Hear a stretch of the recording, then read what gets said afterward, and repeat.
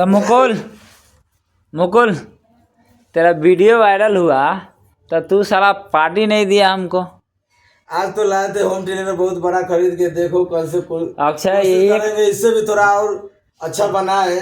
तो थोड़ा सा वो जंगिया उंगिया खोल के नाचेगा तभी ना वो वायरल होगा वीडियो। वैसे तो साला आजकल अश्लीलता फैला रहा है पूरे देश में है, अश्लीलता से वीडियो चल रहा है तो तुम भी वही कर दे।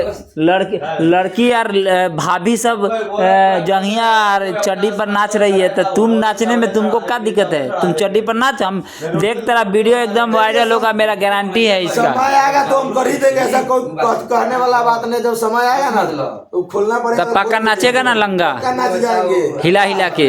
साला के पहले क्या हो रहा था, पहले देखता था कुछ भी होता था साला, पहले थोड़ा भी कुछ गड़बड़ करता था इतना बवाल करने लगता था। अभी क्या है, खोल देंगे, कहा खोलने के लिए दिखा देंगे। टाइम नहीं है तो देखिए ये वही आदमी है ये जिसका अभी वीडियो एक नाचने में पगला डांस कर रहा था तो वायरल हुआ था। देखिए इतना ये अश्लीलता है, ये इतना अश्लील है कि जिसका हिसाब नहीं है।